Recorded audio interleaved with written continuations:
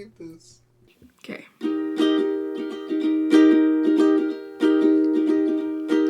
I used to be afraid of the world outside my door, so I lived within the pages of a book.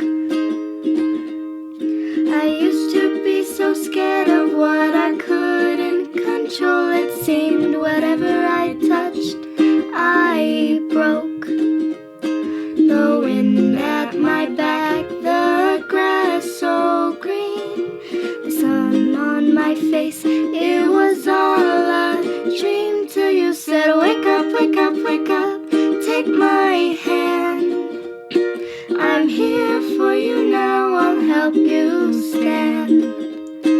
The world isn't so frightening, it's not all thunder and lightning, and as long as we are together, life can only get better.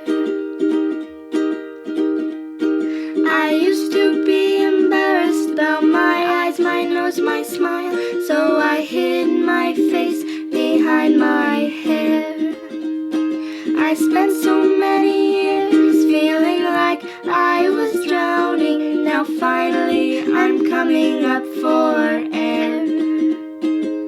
Laughing out loud, being part of a team, touching the stars, it was all a dream till you said, wake up, wake up, wake up, take my hand. I'm here for you now, I understand. The world isn't so frightening, it's not all thunder and lightning, and as long as we are together, life can only get better. Life can only get better. Good morning. Good morning. Morning coffee. What a good day. What a great day. I've been up for quite a while, but it is Monday, October 20th, 2025, and it is 4:41 a.m. I've been up for a while, but what a marvelous week. What a fantastic weekend. I'm feeling good. I'm feeling really, really strong today. Let's start with welcome. We have quite a few new members to the community today, and we want to say welcome to Monroe Rodriguez and Ben Delville. Welcome. We want to say welcome to Eric. Hello, Eric. And Mia. Welcome, Mia. And Nicholas Samuel. Is it Stenber? Well, welcome, Nicholas. And Pastas Bulgur. That's a cool name. Welcome, all of you. Oh. Hey, remember, do not miss tomorrow. Remember, tomorrow at, 6 p.m. Pacific, 7 Mountain, and 8 and 9, 8 Central and 9 Eastern. Tomorrow is the Fiction Cartel, and Ben Dragon gets to ask us questions. But the cool thing is, after our last time, 2 weeks ago, I reached out to more authors, and they've all said yes. So I think we're going to have, 6 or 7 authors tomorrow night. That's awesome. So grab your seats. I took out a whole bunch of seats. I'd rather it be full than see a lot of missing, a lot of gaps in the room. And we can always add to them. There's room for everybody, but I really want to have people there and have people live. It worked out well. I'm glad we're doing this in the evening now. So more people can show up, more authors we can get together, even if nobody showed up and it was just us sitting around in the room and having conversations, this is still a great thing. I'm loving this. Fiction Cartel is growing really, really well. So I'm excited about that. Don't miss that. Put it on your calendar. So wherever you are in the country or wherever you are in the world, just set it off of Pacific time. So on the West Coast, it'll start at 6 p.m. tomorrow night. Fiction Cartel. Ben Dragon's asking the questions. And this is a reminder, Ben Dragon, you're supposed to give me those questions today. Okay. All right. Got that done. Oh my goodness. So I had some really cool experiences this last week, and had fun with the boys at jiu-jitsu, and had some scary stuff with family, again, hospital stuff, and just, yeah, I can't talk about it because it's not me, it's one of my children. And anyway, scary stuff, but we're blessed, and just keep our family in your prayers. Later in the week, it got better and more challenging because I decided to. I've got a friend who needs a hay barn. Now you gotta remember, I live in like farming country now. I came down from the city. I've been here for a while. I still don't know what the flip I'm doing. I'm such a putz. Anyway, but I wanted to help. And these are all strapling men, strong men, strong kids, and you're on the old fart tagging along. And I wanted to help. So my friend Simon, and we took my son Simon, big Simon, little Simon, which is funny because my friend Simon like towers over me, and he calls my son Big Simon, which is hilarious. So we drove north about an hour and a half, and with these big trailers, and he had for work taken down in a very wealthy neighborhood, taken down this giant pergola. And it's because this very kind woman, I got to speak to her for a while, she's having a brand new one put up in the backyard. So she's like, this seems like such a shame to just throw this away. Can you repurpose it? And Simon said, oh, absolutely. So we had the idea that we're going to take it and repurpose it for the hay barn, which is awesome. So I wanted to go and help move it. I know I don't get a whole lot of exercise. I have to be careful how I exercise, because last time I tried to get right back into like lifting weights, which is what I grew up doing. I love lifting weights. I love pumping iron, and I harmed my back, and then I was in, I had to spend 16, 18 months in physical therapy. Anyway, so I didn't want to do that again, but I wanted to go participate. So we went, and I went with them, and then we get there, and I'm like, so this will be fine as long as I keep myself stable and I'm just walking on flat terrain. No, that's not what happens. We go there, and all these rich, big houses, they're up on this freaking incline. So to get to the backyard, you go around the side of the house, and you got to go up this, it's like mountain climbing back and forth. And then to make it worse is like coming back down this thick grass. It's been so moist here in the state. I was afraid of slipping, and I've already destroyed both my knees, torn both my knees, just so close to surgery on both my knees, falling down ice-covered steps in the wintertime. And so I was so paranoid, but I wanted to help. So I went up and down. I think I went up and down that thing 10, 12 times. And I know. If you're young, you're going, big freaking deal. You should see what I can't do. That was like Mount Everest for me. Just without the breathing apparatus. So I'm constantly working on my knees going, come on, buddy, you can do this. You can do this. And then everything up there was so heavy to lift. I was like, I can't. Crap. I want to help in some way. So the pergolas, they have the little, what do they call those? The little parts that go, you've got the piece that goes this way, you got the beam, and then the piece in between. What is it, like a corbel? Is that the right word? Anyway, so these pieces of wood that are, they're like this big. They're a couple feet long, big, thick chunks. So I could lift those. So I went back and forth with one under each arm and putting those in the truck. And then when I couldn't take it anymore, my knees wouldn't go up the hill anymore, then I got to learn how to use a new tool, which that wasn't a good idea. No. I know tools are supposed to like build stuff. Yeah, you shouldn't give those to me. That's usually not what happens. Anyway, I think it's called a grinder.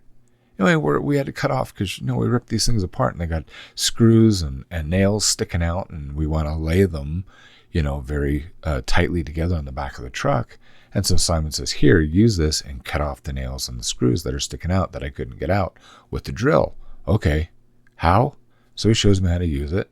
And then I'm using it and I'm having fun. Sparks are flying everywhere. And I'm like, oh my gosh. And my Simon says, Dad, to use your sunglasses, put them down over your eyes. So I'm doing that. And sparks are flying everywhere. And then Simon comes back and says, okay, this is going to sound crazy, but this is how you need to use this tool.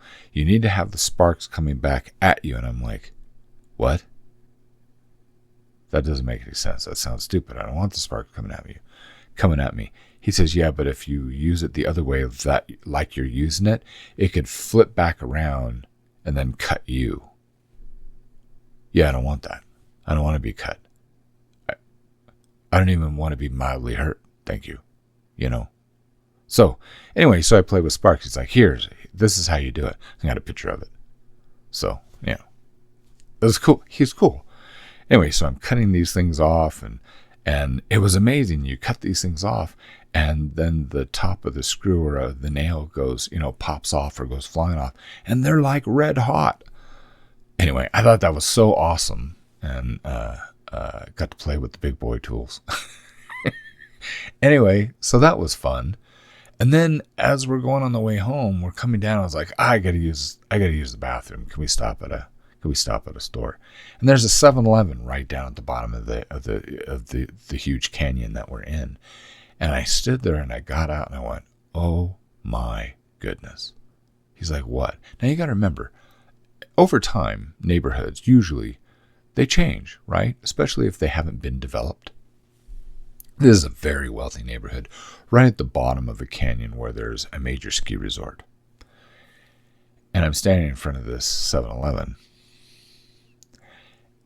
And I ran to the 7-Eleven. Everyone's like, what is his problem? I go and I fling the doors open and I slide in. I just, on the clean floor, I slide in and I go, ah. And the manager is standing behind the counter and she's like, and I said, I love this place. Wow. I looked at her and said, I used to work here. She's like, you did? I said, yeah, 33 years ago. I was the graveyard shift. I cleaned the toilets and the nacho machine, the nacho cheese. Don't ever buy nachos from 7-Eleven. Never. No. And so I looked around and the store looked almost exactly the same. Almost. I mean, there's some upgrades, and it had been remodeled, but the layout's the same. The way that they have where all the aisles and what's in the aisles is exactly the same. They moved the door that used to be to the office. They now have a wall, and now there's an ATM machine. Now you got to go around the backside. But I just asked her. I said, "So is this still a really profitable 7-Eleven?" She goes, "Oh yeah." I said, "Yeah. When I was working here, just as a kid in my 20s." I was like, this was the most profitable 7-Eleven in the whole of the United States. She's like, really? Yeah. So I lady who didn't know me, but we just kind of shot the breeze and I just asked a bunch of questions. That was a lot of fun. So yeah, that was awesome. We stopped at another place. I got a drink. Oh no, wait, we stopped and Simon treated all of us that came to help to breakfast at One Man Band, which his brother owns. Really good food. Oh, we had fun. And then I went across the street to Holiday, got myself a 44-ounce Coke Zero, my treat. And I'm just starting to enjoy it. And I'm trying to climb up into this Remember, bad knees, bad ankles, trying to get up in this jacked up truck. And I'm like, "Ugh." And there's no cup holder. And so I hand my drink to Simon. He says, here, I'll get rid of the stuff out of it. Because he does construction. There's just stuff. If you work construction, you know exactly what I'm talking about. There's stuff all over on the floor in the everything, right? And everything's plugged into charge and all that stuff. So he pulls out stuff out of one of the cup holders. He says, sorry, this is where I keep my tools. He's got wrenches and all this stuff there. And he takes my cup and he shoves it down there in the hole. And I'm like, okay. So I climb in and we just get on the freeway and I pull it out to drink it. And it starts spraying out Coke Zero all over him, all over me, all over the electronics and the chargers that are in between, all over our phones. I'm like, what the flip? And he had, in the bottom of his cup holder, he had a spoon like from home. I think he was like eating like yogurt or something. Anyway, and it punctured a big slit in my 44 ounce. So I have nowhere to put. What do I do with this? So I'm rolling down the window and I'm holding it. I'm holding this 44 ounce thing out, as we're on the freeway, as it's just spraying, and I'm just waiting for it to drain out so I can bring it in. I'm covered in Coke Zero. He's got Coke Zero down his leg. It's all over on the inside. I'm like, yeah, that was kind of the day. But it was fun. I got to help. I was exhausted. It affected me for the rest of the day, but wow, I got exercise. I got to be of use, That was fun. I enjoyed that a lot. Then, my daughter, Jamie Taylor, Lolo, the one that sings, she's the one that wrote the opening song that you listen to every Monday morning and playing the uke. And she was here with my 2 grandkids. And I got to tell you that I really enjoy having Milo. Milo, who now doesn't give me the frown anymore. He hangs out with me and he smiles and we laugh and all that. But Juniper, my granddaughter, she's just a ball of sunshine. Just so you know what kind of ball of sunshine, let me show you what kind of ball of sunshine.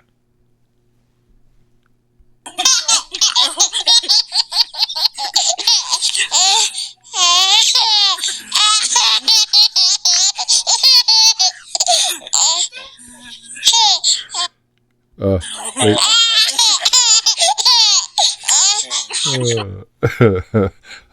Tickling her, and I just love it.